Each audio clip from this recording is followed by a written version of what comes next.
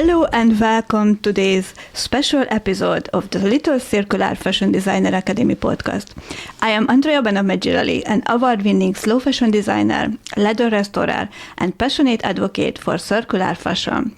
I am the founder of Andrea Design and the Circular Fashion Incubator CIC. I have dedicated my career to changing the fashion industry by focusing on upcycling, sustainability, and community-driven innovation. I have also had the privilege of collaborating with amazing organizations like the British Textile Biennial, Volunteering and Space too.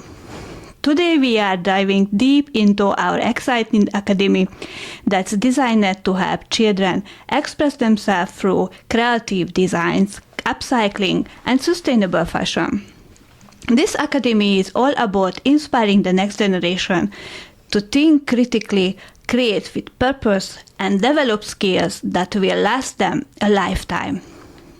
We have got an amazing team here with us today, so I would like to introduce them to you. Sylvia Pearson, an eco-artist and educator. Kaylee Townsend, an art psychotherapist. And Najan Devgon, a finance advisor who teaches kids about the value of money and resources. But before we jump into all the details, let's have each of them introduce themselves a bit more. Sylvia, let's start with you. Could you share with us a bit about what you do, both in the academy and in life? Hello everybody, I'm Sylvia. I am a mum of 2 teenage boys, founder of a little arts and crafts business called Recreate Yorkshire, and the winner of Kirklees Recycling Hero Award. My role in the academy is to help design, develop and create the workshops that the children will be taking part in. My goals are always about recycling, repurposing, and making sure that the crafts and arts and crafts that you do at home can be things that you find at home. So I don't want anyone to buy expensive paints or anything like that. It's very much about using what you already have at home, because I truly believe that creativity is for everybody and not just for those that can afford it.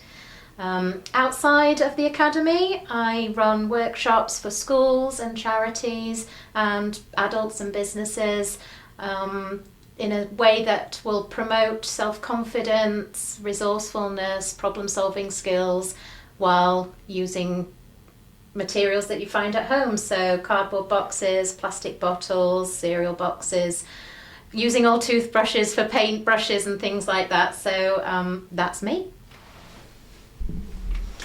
I love that, Sylvia. Kaylee, let's go over to you now. Can you share what you do and how it fits into the academy? Hello everyone, I'm Kaylee. I'm an art psychotherapist, which sounds like a big fancy word, but art therapy is a practice of using traditional therapy, but through the lens of art, so using art as a means of expression to do the things that words can't always really express fully how we feel. So art is a really good way of expressing yourself, finding out about yourself, learning new skills and feeling empowered and gaining confidence. And so I work outside of here with people with a range of mental health challenges and trauma, and people who feel like they maybe don't gel with traditional therapy and feel like they need a different outlet. So this really relates to what the Fashion Incubator is doing, because I think bringing together the idea of sustainable living and art therapy is just a perfect match, you know, helping people have a sense of community together, but also gain skills that help them regulate their emotions, learn mindfulness, and basically encourages them to express themselves in whatever way they feel is, congruent to them. And it also helps people navigate challenges as well, which I think really works well with what the organisation's trying to do. So Yeah. Wow, what you are doing is so important, Kelly. Nudge, over to you. Could you introduce yourself and explain your role in the academy?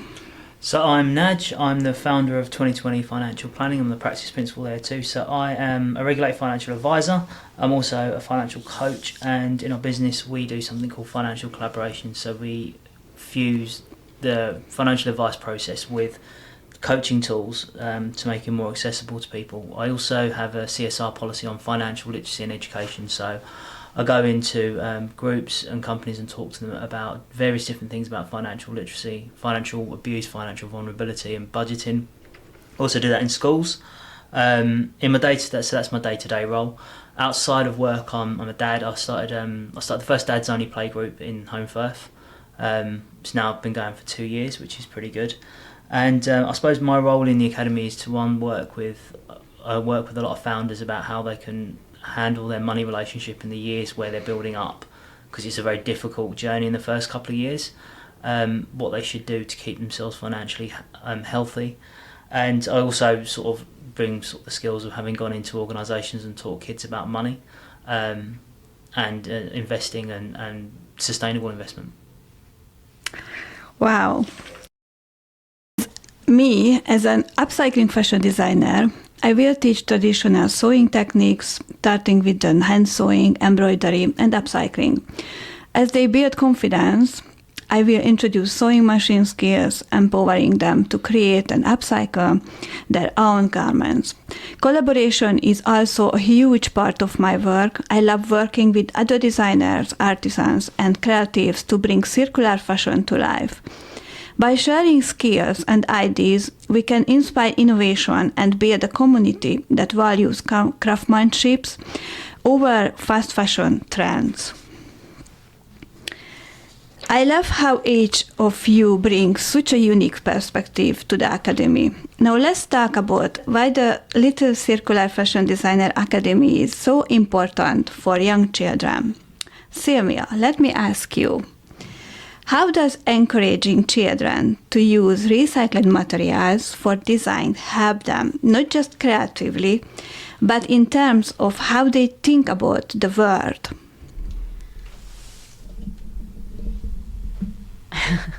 I absolutely love this question.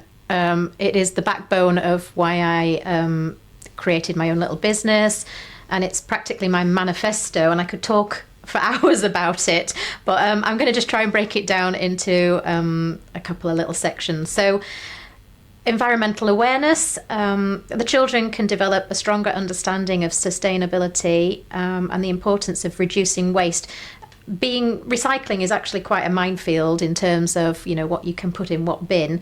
But I think the idea is that the children rethink about what they've got in front of them, and can I make a homemade gift that's personal and special instead of having to buy something and go shopping online and ending up with packaging and unnecessary waste? So they've got that aspect of it. There's also problem solving skills. So there's that whole the little quote about, I don't just think about what's in the box, I think about what I can do with the box, or think outside the box. It is exactly that. What can I do with what I've already got, create something completely new, something completely special? And what happens if it doesn't go right the first time? I wanted to create a robot out of this box, but it's not standing up.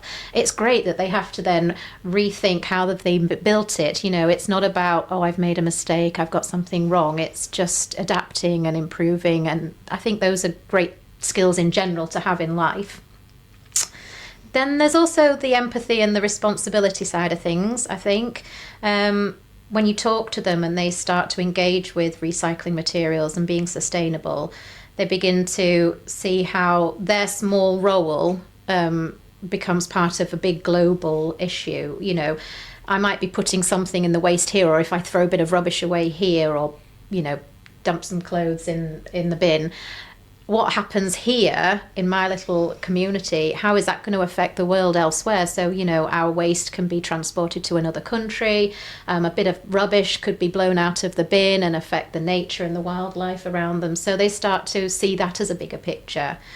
And then there's being able, the critical thinking and being able to think for themselves. You know, we do a lot of the shopping for children as grown-ups. We buy the products, we buy the food, we buy the clothes, but it's great for them to start thinking about, you know, what products are made from. So can we buy the glass jar of honey instead of the plastic squeezy bottle? You know, it is convenient, but it's not long-term great for the planet. And yeah, things like that.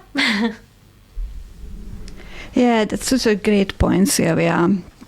Kelly, how does creativity and emotional expression help children develop life skills beyond fashion design? It's another great question, and a lot of what you said really touched on this as well. I think the word that was coming to my mind through what you were saying was empowerment, and you can't underestimate how much empowering kids to do things for themselves, you can't underestimate the impact of that. It goes a massive way into helping confidence, self-esteem. And I think when people think of fashion design, they think of, I need to get the latest trainers and I need to look a certain way to fit in. But really, if you cultivate a sense of this is your unique self and this is how it fits in with your values and who you are and what you like to do and your identity, it goes a lot beyond fashion. It's who we are. It's the self that we show on the outside is what we wear. And if you can make something that you can wear, be that a bag or even a badge or a hat or something that shows off, this is me, this is who I am, that makes a statement that you can show the world who you are and be confident. And I think that I see a lot of anxiety at the moment. You know, kids were inside for a long time during the pandemic and maybe didn't have access to these third spaces, these spaces where they can gain skills and be around their peers and share an interest and share a craft. But there's so many ways that emotional expression on its own, using art, any kind of art, helps people. And I see a lot of different people in my practice. A lot of them come to me and it's really sad and they say, I wasn't any good at art at school. I can't really draw, I can't really do this. There's a lot of I can't. And I would really like to be a part of something that when kids are really young, you go in and you empower them to say, yes, I can, or I'm not sure, but I'm going to give it a go. And seeing that is all you can ask for, really, and it helps them grow into confident adults. And then the other factor that, like you were saying, I think that art can sometimes have a barrier and a price tag to it. People come and think, well, maybe I can't afford the best paints and the nicest fabrics and things like that. But with upcycling, it tells you, just like art therapy is, it's really, really united with those values of bring yourself, come as you are. And when you meet kids where they're at, that's getting on their level and telling them, you know, I don't know any more than you, but let's work out something together and problem solve. And then before I rabbit on too much, the last point I'll say is that mindfulness has become a big part of how we see treatment for emotional distress and basically learning about your emotions as well and how to manage them and express them in a you know, a good way that's not damaging for you or other people. So I think the practice of sewing, for example, is very mindful. And when you apply these practices to, this is how you can calm yourself down if you're feeling too stressed. It does wonders for people's emotional and cognitive development. So yeah, there's a lot I could say about that. So yes, this is a really good topic. I couldn't agree more. Yes, the positive mindset is so important, definitely. Not just for children, for everyone else, because we live in the world where everywhere is stress. It's fast paced. It's hard to get grounded and keep on your feet. So yeah. Yeah. Nudge. In your experience, how can hands-on creative learning help children build a positive relationship with money and sustainability? So I do one of the exercises I do is when it's the same thing for adult when I'm doing financial money coaching is I make them do an exercise where they meet their future self at a certain point, and it very much broadens horizons about actually because as human beings we're not neurologically capable of going into the future too far. We're good at going backwards, but we're not really good at going forwards. So in terms of that, I think part of it is actually where people start thinking about themselves in the future and who they're actually going to be on a very granular level. It builds a horizon that is not just in the present or in the future, but actually in the past, but towards the future and how your actions will actually impact who you're going to become. And it's amazing how many adults don't actually have that ability. And it's only something that I've learned through intention, really. But I think what it does is it changes the perspective from the future is something that happens to you to an intentional sort of moving towards an intentional future. In terms of the values as well, someone else said it, like, you'd be surprised how many kids, when you explain the difference. So, for example, one of the biggest things you can do for the environment, if everyone put their auto-enrolment pensions into an ethical investment, it signals a lot because, fortunately or unfortunately, where the money goes, the practices will follow. And that's probably the single biggest thing. There's been a lot of problems with greenwashing in terms of finance over the last 10 years, but I think the next 10 years is going to be really pivotal. But when you explain to a kid, like, oh, by the way, you might be investing in a company that, not just from an environmental sustainable practice, but like a work practice that employs people that, are very much exploited, or, you might be in terms of an arms dealer, which is sort of like, which is not just unethical in terms of the social, but actually the amount of carbon that's emitted through global conflict is huge. Actually, that expanse is not.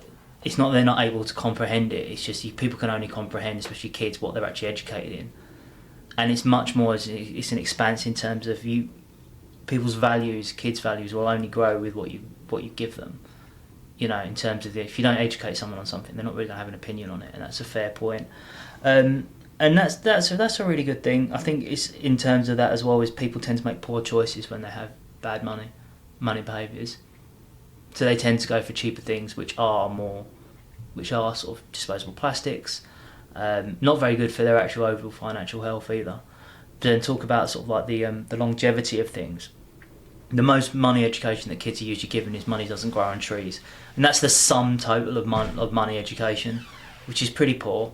Whereas actually, if you sort of talk about, actually this is a finite resource, so do something. Don't have fun with it, but also be responsible with it. It tends to build a lot of transferable skills or mindsets to other areas that are applied. It's never just one thing. It's never just one silver bullet. It's a crossover of different things that are like, character traits that need to be developed that tend to be applied to different areas of life. Wow, you said a lot of important point about the positive thinking and money mindset. This is the other podcast, honest, but yes, this is so important. So let's dive into how it all works.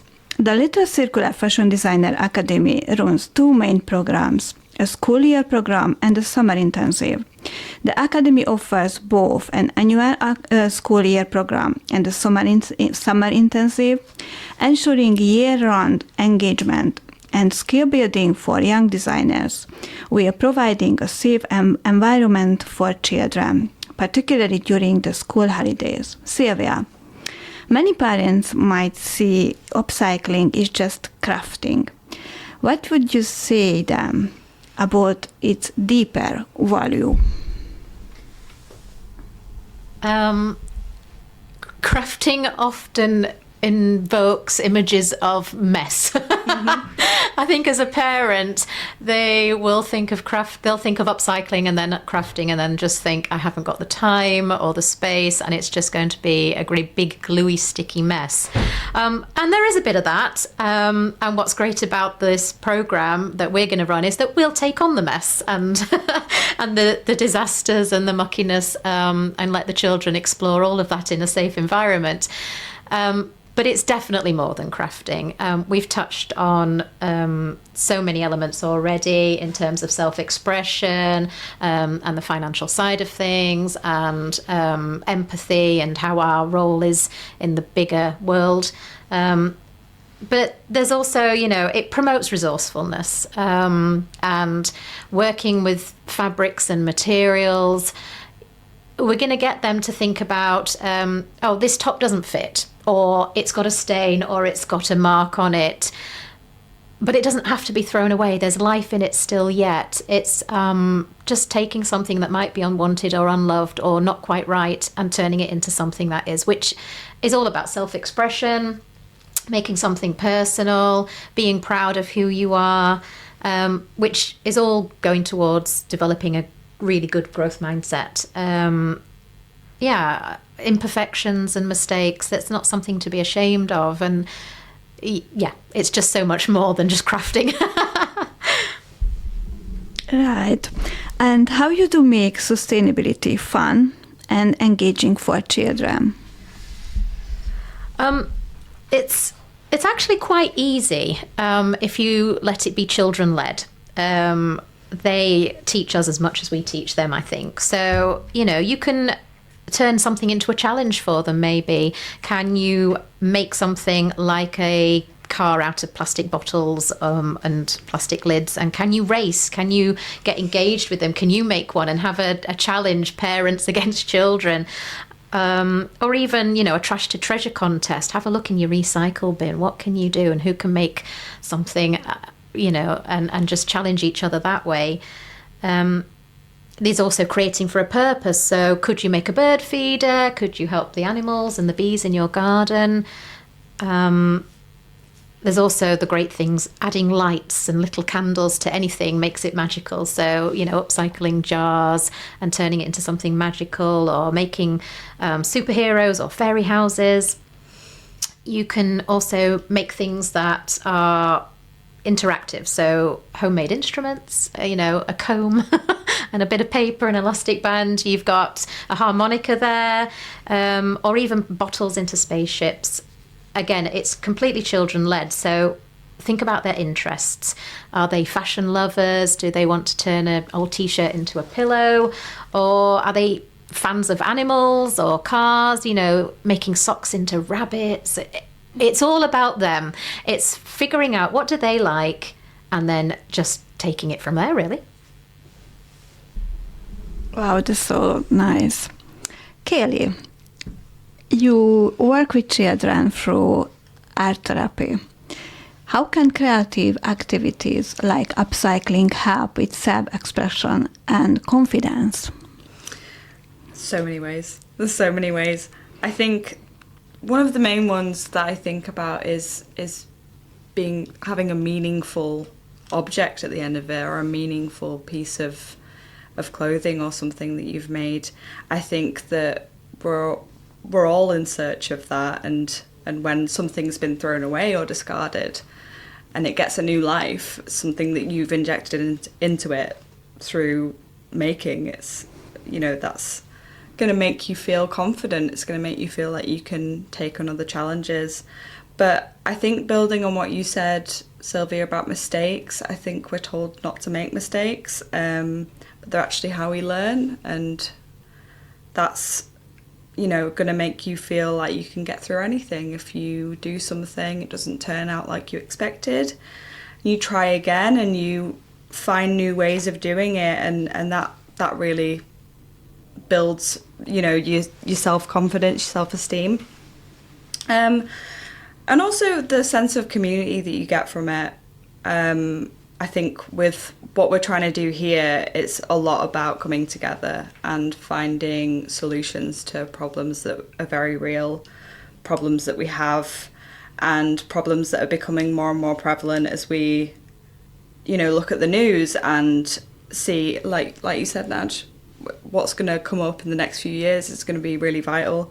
And I think how we approach the next steps of that is either going to make people feel more anxious and want to hide from the problems in the world, or it's going to make them feel like, oh, maybe there's something that I can do in my little community to make some sort of difference. So that's how you build socially conscious, empathetic, resilient children and adults, is by saying, no, there are things you can do and it's right on your doorstep and you don't need to do a lot to access it. You just need to bring yourself. So yeah. Yes, it's a really good point. Yes, we all doing mistakes and we learn from the mistakes, and this is how we go step by step our journey. Nudge. Many people don't associate fashion with finance literacy. Why it is important for young designers to understand money? Like all businesses, it's a business, and one of the key drivers for mental health in startup entrepreneurs is the lack of money and resources. So, for example, in my example, I have a startup. I stepped away from work due to illness, and I was lucky that I had some financial backing, but we don't have the same amount of money as we do as a startup. But I know that I can manage the situation because I'm in control of my money. Most people will give up because they don't have an income or they don't feel that they have an income, and it's one of the going back to that future self. And one of the things I do a seminar called Financial Wellness for Founders, and I talk about the first 3 years as actually before they can invest anything is like, right, do this because that's your why, and that's the thing that's going to get you through when you're struggling, when everyone else and all your other friends have gone off and got a job and they're earning the 25 grand a year, whatever it is, but later on they'll plateau, whereas you're going to have to take the hit now and keep it there. And that's not so much about investing as how your emotional attachment is to money, because you are going to have to make sacrifices in the first few years to keep a business going. Personally, you're not going to be able to go on the holidays you probably want to go on. You're not going to drive the car that you want to drive. You're not going to be able to buy, the clothes or anything like that you're sustainable or not. You're just probably not going to be able to do that unless you've got very rich parents that are bankrolling you. But my experiences of people that are rich that have had children, they don't bankroll their children because they teach them about money so they don't have to, and they want to see that sacrifice. It's also about the fact that actually, in those situations, you're very vulnerable with money. There's a lot of anxiety. You might sort of borrow money in your personal life, take on too much credit card debt, and it happens, and it can kill good business people before they've got off the ground. It's the one area I think we talk about accounting, but we don't talk about how startup entrepreneurs manage their personal finances, because they haven't got a lot, but they need to keep it going until it becomes profitable. Because if there's a good idea, it will do. Parents want to start teaching money mindset at home. What's the simply and fun way to do it? So this is not actually from my toolbox. I've stolen this from someone else. So I do presentations at a company called SBFM, and Matt Chapman is the CEO. Very nice man. And his wife said when her dad was an accountant, he said when she went for pocket money, she went, right, okay, tell you what, you go away. She asked for, I think it was for £20. He said, right, go away, add up what you need, what's reasonable, look at what you do, you come back to me and tell me how much you need. And she added up everything she needed, what was reasonable, and she actually came back and she asked for £40 a month, and she got the 40 as opposed to the 20. And I thought that was such a good thing to say, right, go away, add up everything you do, reasonable, and you come back and tell me how much you think it's going to worth, and you show me your workings, and then we'll go from there. And then that's the first thing I'd say is a really good thing to do, because it builds. One of the problems now is we are not cognitively connected to. So checkbooks were a great thing because we wrote out what we were about to spend, whereas now it's all on a click button. There's a certain level of cognitive dissonance from what we spend, and actually teaching a kid to budget is a really good thing. Another thing as well is actually setting a saving goal. So if there's something that a kid wants, your child wants, so right, you've got this. How are you gonna save up for it? And then the last thing, actually, I'll say this, very important, and some people don't like it, is you have to get your own money behaviours in order. Kids learn by what's modelled to them, and a lot more of it is based on subconscious behaviours and subconscious learnings, and it is actually from what you say. You can say something great, but your actions have to be congruent, which is a really important thing. So yeah, if you haven't got enough money, don't go and impulse spend. because it is so picked up. If this all sounds exciting to you and you would like your child to join the Little Circular Fashion Designer Academy, here's how you can sign up. Visit our website at circularfashionincubator.co.uk to get all the details. Sylvia, Kaylee, and Nudge, is there anything you would like to share with the parents listening today? Any advice about how this program could benefit their children?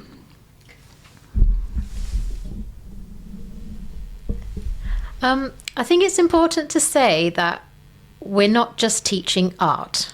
It might sound like that, fashion and upcycling, but Kaylee mentioned a lot of people think they're no good at art. They don't think they can draw, and that's, I think, where people think art is. It's in the drawing. What we're teaching is creativity through sustainable and upcycling arts workshops.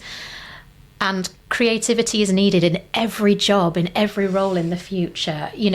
Surgeons need to be creative, chefs need to be creative, accountants need to be creative, and that's the base. That's the basis of what we're doing. Yes, it's fun. Yes, we're doing something with fashion and fabric and materials, but actually it's about the long-term skills that we're giving the children. So don't be afraid to sign up because you think your children or you aren't any good at art. It's a lot more than that, I think.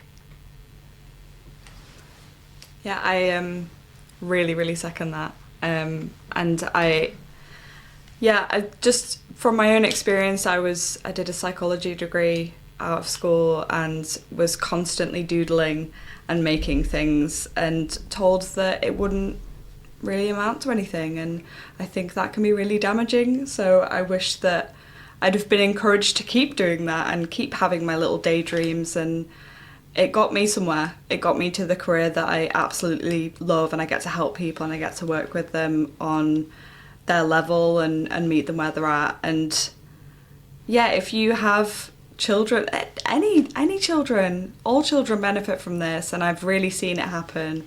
So it's not frivolous, it's not a waste of time. It's something that every child needs, like you say. It's something that everyone needs. So yeah, go for it. I think my own personal experiences when I started the dads group, it was one, it was a community-led thing, but two, it was also a selfish thing. I didn't really know how to relate to kids, and I kind of created an environment where I was forcing the issue, and it's kind of like that now. It's really difficult to relate. As I've got a 3-year-old and I've got a 5-month-old, and it's really easy to sit your kids in front of the TV and not say anything to them because it's a lot of hard work. But it's the thing of, if you don't start, you won't get better at it. And it's one of those things where it's just a different thing to do with your kids. It's something that's a lot, and it does open up conversations around sort of either creativity, entrepreneurialism, mental health with kids is a big thing. One of the things we really tried to talk about with my daughter was when we were having our second child, was how did she feel about it, and that was it was a marked change. And even just like, not just the money thing, but just getting out and doing something different with your kids as opposed to actually the standard things of just I'll just take them to the same place, because it might be for you, it might not be, but you don't know if you want to try. But more importantly, is it for your kids? Is realistically it. But yeah, thank you. This program is not just about fashion; it's about building important life skills that can shape your child's future. Through hands-on activities, your child will not only learn about sustainability and creativity, but also develop confidence, problem-solving skills, and an entrepreneurial mindset. And the best part, they will be part of a supportive community that values innovation, tradition, and environmental care. It's an opportunity for them to create something meaningful, make new friends, and even work alongside experienced professionals. We have got spaces for both the school year and summer programs, and we would love to have your child join us. And of course, if you have any question or want more information, you can always reach out via email at info@circularfashionincubator.com. We can't wait to see your child creativity bloom.